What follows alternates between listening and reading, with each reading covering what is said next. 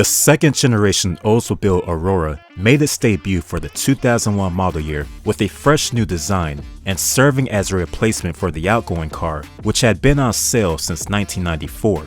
Based on the G-body platform, the new Aurora shared the family resemblance with the Bravada SUV, the Alero, as well as the Intrigue sedan.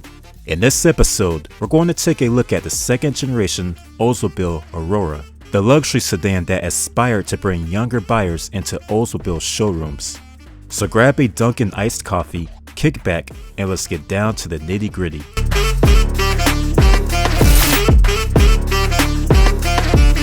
The Oldsmobile Aurora entered production in early 1994, with 1995 being its initial model year.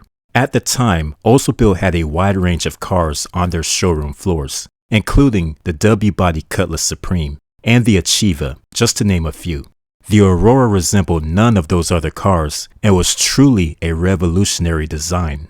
Buick had also unveiled an all-new radically designed Riviera, which was a drastic departure from its previous appearance. Utilizing the G-body, Oldsmobile's new sedan was related to this new Riviera, but since the execs wanted this new Aurora to possess an upscale image and compete with foreign high-dollar sedans, the Aurora made itself equipped with only a V8 engine, something the 1995 Riviera did not offer. The new Aurora, with its polarizing design, had a simple mission: attract younger, affluent buyers into Oldsmobile showrooms. Let's keep in mind, in 1995, the A-body Cutlass Sierra was long in the tooth, but despite that, it was Oldsmobile's best-selling car. Even with a lofty base price, the Aurora sold in respectable numbers, 46,000 units within its initial 1995 model year. However, the execs were not willing to stop there. Other ideas for the car were on the table. 1996. The design for a new sedan was completed via Dennis Burke. Oldsmobile had envisioned a different path for the Aurora. The idea was to push the car even further upmarket. The execs were also planning a future successor for the current Buick Riviera. The upmarket Aurora that was planned would continue to offer only an 8-cylinder engine, while sharing its platform with the new upcoming Buick Riviera, in the same fashion as the previous generation Aurora. Ultimately, pushing the Aurora further upmarket would have created a void in the lineup for yet another car. This new car would have borrowed the name from that 1995 concept, Antares. While this idea initially sounded nice, it just was not feasible, especially considering the fact personal luxury coupe sales were on a tremendous decline compared to the 1970s and even the 1980s. That said, GM decided to discontinue the Riviera as well as scrap the future successor plans for it. By scrapping the plans for the future Riviera, this also meant scrapping the plans for the upmarket Aurora. After financial difficulties and since development of the Antares was already underway, the execs had to make a stark decision to re-engineer the Antares sedan and turn it into a reasonable Aurora within a short period of time. The finished product would be an all-new Aurora that retained the G-body design and also retained the 4-liter Northstar V8.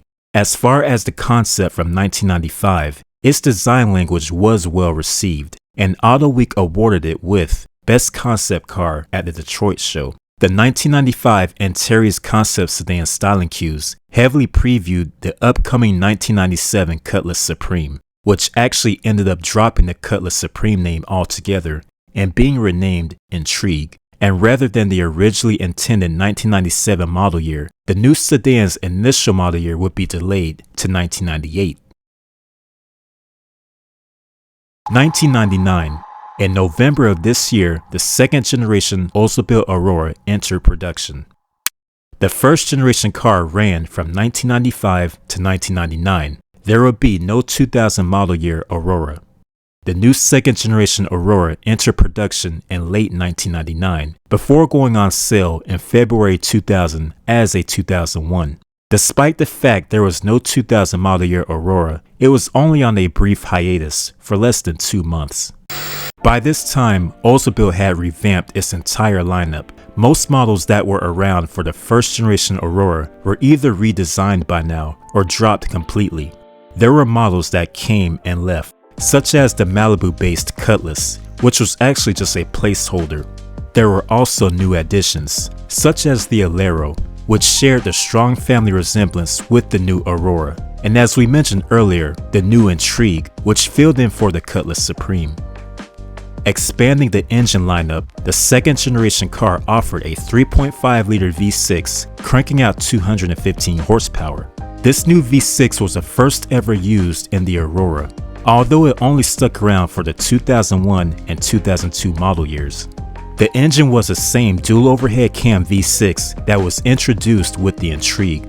Known as the LX5, it was developed by the Premium Engine Group at General Motors. Therefore, it was referred to as the Premium V6, or PV6 for short, during its development stage.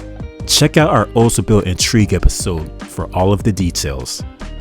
Being based on the L47 Aurora V8, which itself is based on the Northstar engine, the developers decided to nickname it the Short North, but it is often referred to as the Short Star. The execs kept their fingers crossed, hoping a lower-priced Aurora would boost Oldsmobile's steadily declining sales. 53,000 Auroras were sold in 2001. However, there was a rapid drop to just 10,000 units by 2002. By the summer of 2002, the V6 was no longer being produced. Dropping the V6 made the Aurora a V8-only sedan once again by 2003.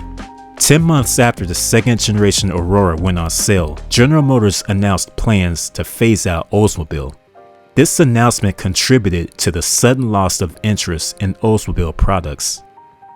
The original 1995 car made quite an impact with its stunning, revolutionary design. Prospective customers felt as though the design language of the second generation Aurora was only to remain faithful to the family resemblance with other cars in the lineup. While this is true, ultimately it led many to feel as though the second generation car lacked that special feeling that the 1995 model exemplified so well.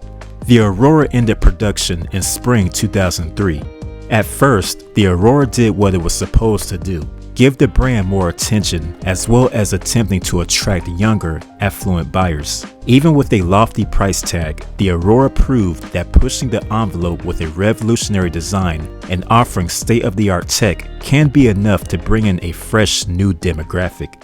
I always liked the look of the Aurora, regardless of the generation. Although this second generation sedan did not have the frameless doors like the first generation, I think it still looks great. Let us know if you owned or drove a 2001 to 2003 Oldsmobile Aurora.